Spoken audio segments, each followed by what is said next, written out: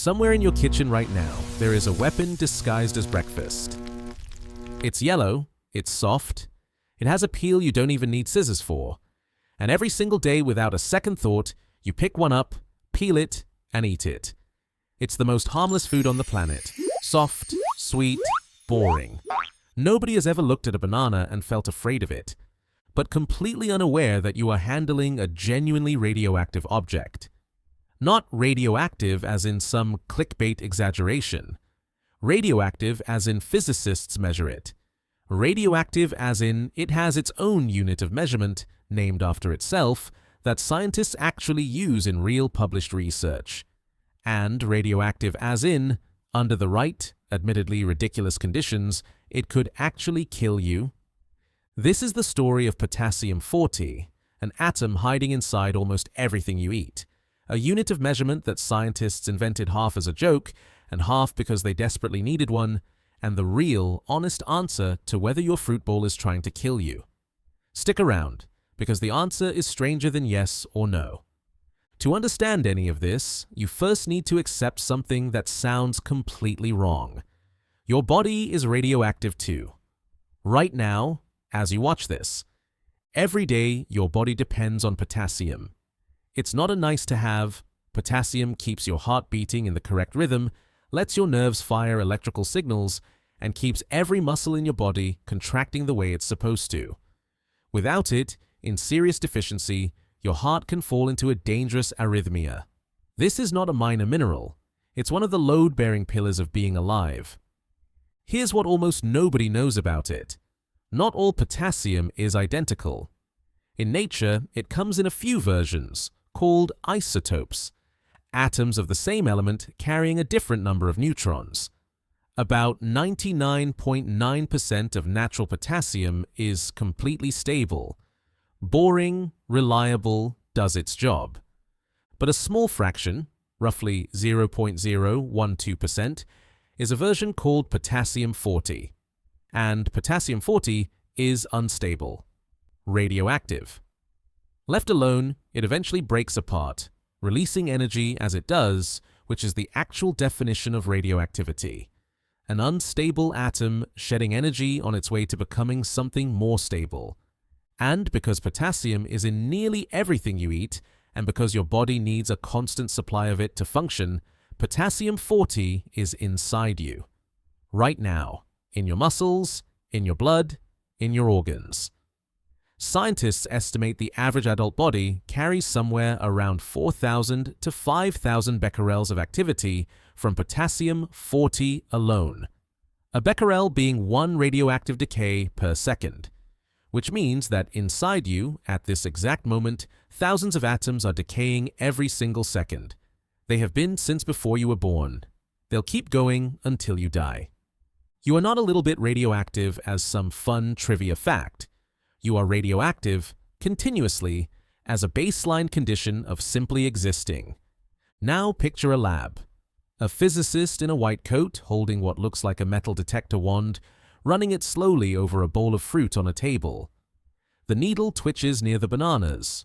Not dramatically, nowhere close to a Geiger counter going haywire in a movie, but it moves. Because bananas are unusually rich in potassium, which means they're unusually rich in potassium-40 compared to most other food.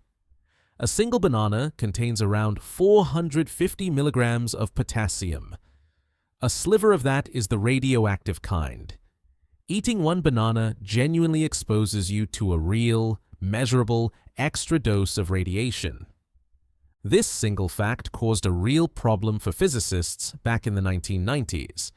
Because how do you explain radiation exposure to a general audience who has never heard of a sievert or a millirem and never will? You can't lead a public safety conversation with units nobody understands.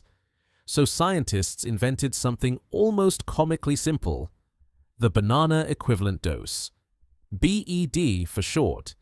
One BED is defined as the radiation dose absorbed from eating a single average banana, about 0.1 microsieverts. And suddenly, terrifying sounding exposures became things you could actually picture. A chest X-ray works out to roughly 20 to 40 bananas worth of radiation. Living within 50 miles of a nuclear power plant for an entire year adds about 0.01 bananas, next to nothing. A cross-country flight purely from cosmic radiation at altitude exposes you to a couple hundred bananas worth. The banana didn't just become a fun fact, it became the actual measuring stick. Which brings us back to the title of this video. If bananas genuinely deliver radiation, and radiation in high enough doses can kill a person, then somewhere in that chain of logic sits an uncomfortable question. Could bananas actually kill you? Here's where it gets interesting, because the honest answer isn't a clean no. It's a yes. Technically, legitimately, scientifically yes, just one buried under a number so absurd it sounds fictional. Radiation sickness begins showing up at exposures of around 1 sievert delivered over a short window of time.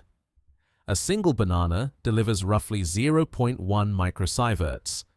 Do the math, and 1 sievert works out to 1 million microsieverts, which means to reach a dose that starts causing measurable radiation sickness, you would need to eat approximately 10 million bananas. In one sitting. 10 million bananas weighs somewhere around 1,000 tons. That's heavier than the Eiffel Tower. You'd need a warehouse to store them, and a small army to even attempt eating them. And here's the twist inside the twist. You would never get anywhere close to that number because your body would kill you through simple potassium poisoning, or the sheer physical impossibility of eating that much food, thousands of times over before radiation ever became the problem. But even that framing undersells how thoroughly your body is fighting back against this. Because your body doesn't just absorb potassium and let it pile up. It's tightly, constantly regulated. Every time you eat a banana, your kidneys and cellular systems get to work, keeping your internal potassium levels inside a narrow, safe range. The excess doesn't accumulate. It gets processed and flushed out. Your body is, quite literally, in a permanent, silent negotiation against the very radioactive material it depends on to keep your heart beating. This is the part that separates potassium-40 from something like radioactive iodine or cesium, the kind released in an actual nuclear event. Those get absorbed and held onto, accumulating in tissue over time, which is exactly why they're dangerous. Potassium-40 does the opposite. It passes through.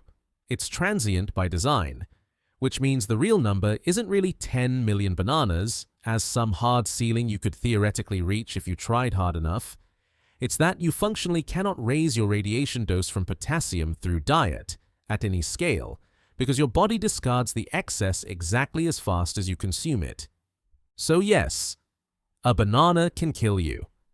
In the same sense that a single raindrop can drown you, if you had 10 million of them all at once, while simultaneously defying basic human biology to make it happen. But here's the part of this story that should actually make you pause, and it has nothing to do with bananas. If the single most harmless, unthreatening food on the planet is measurably radioactive, then radiation itself is not the rare, exotic, movie villain force most people picture in their heads. It's ambient. It's baseline. It's in the granite countertop in your kitchen, in the ground beneath your house, in the air you're breathing right now, in the sun overhead, and in your own muscle tissue as you sit here watching this. Life on Earth didn't evolve in a sealed, shielded bunker. It evolved bathed in cosmic rays and radioactive rock in an atmosphere that was never actually clean in the way we like to imagine. Which means the real story was never about danger at all. It's that scientists, faced with explaining something invisible, abstract, and genuinely frightening to people, reached for the most ordinary object sitting in your kitchen and turned it into the yardstick for one of the most feared forces in physics. So next time you peel a banana, you're not holding something dangerous. You're holding a small, quiet reminder that you, and everything else on this planet, have been radioactive this entire time. And it never mattered. Not even once. Which, if you think about it, is a far stranger story than the one the title promised you.